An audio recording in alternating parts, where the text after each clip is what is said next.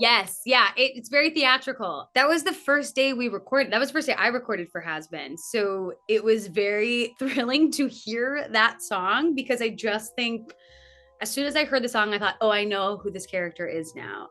Our composer and lyricist, Sam Haft and Andrew Undenberg, just did such an incredible job. I was saying in another interview, like, it's really hard to write a funny musical comedy song that's actually funny. And then you add the sort of R-rated raunchiness on top of it. And I feel like they nailed it while still staying true to Charlie's character and what she would sound like when she breaks into song. So it was thrilling. I remember the first time singing it in the booth, like my body got like hot with just excitement and joy because I thought, if I feel this way singing this song, hopefully people will feel in a fraction of it when they get to see it. So it's just a thrill. I love getting to sing their music, and throughout the season they switch genres so beautifully depending on who they're writing for, and that has been even more exciting to realize that their skills are sort of limitless.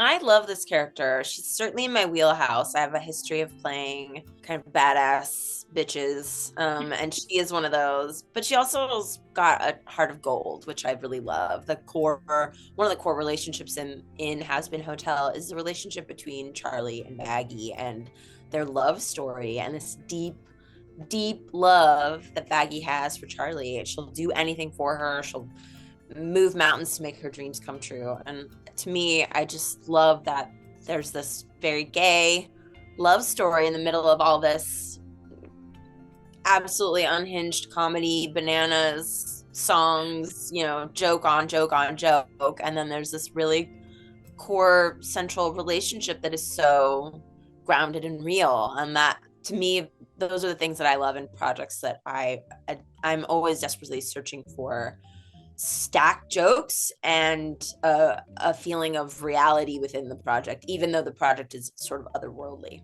Reading all of the scripts as they came to me was really thrilling because I could just see that Viv has just an incredible imagination, and the world building that she has done in Hazbin Hotel is absolutely epic.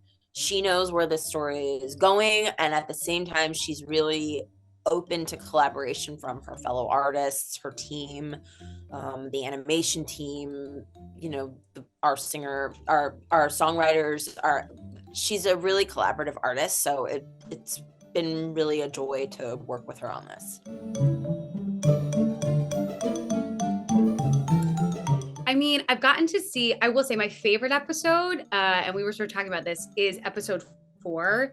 The way that we introduce, it's sort of the first time Angel Dust sings, and the way it's animated and the song itself, Poison, which has been released already, is unreal.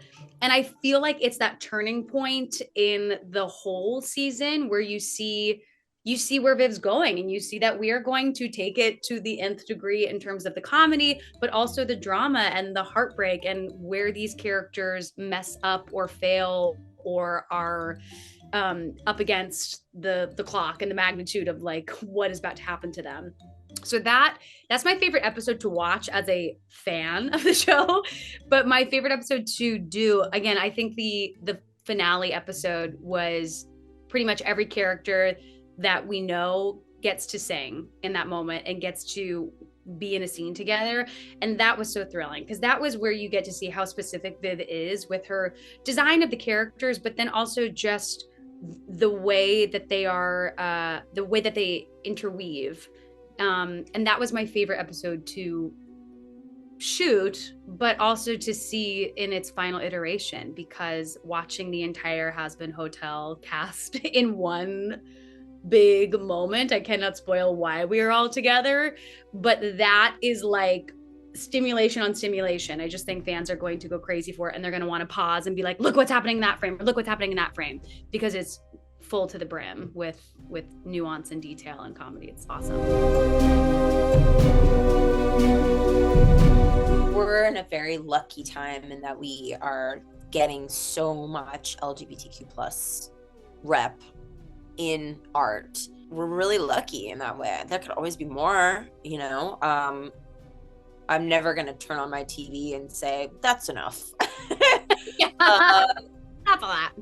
And you know, projects take time. It's shocking to me how outside of the world of entertainment, you know, it can be very difficult to understand how much time is needed for these artists to really be able to deliver something that they feel like they can be behind 100%. And that's why things take so much time. Movies shoot for a long time, projects shoot for a long time. There's so much research and detailed work that goes into something that, you know, is eventually sometimes just like a 25-minute episode of television. But there's so much work, detailed work happening behind the scenes for that experience to come through to the viewer.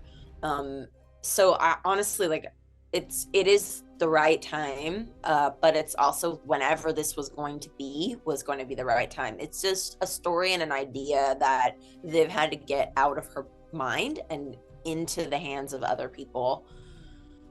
And I'm so grateful that I'm alive and, you know, at a time when I get to be a part of it.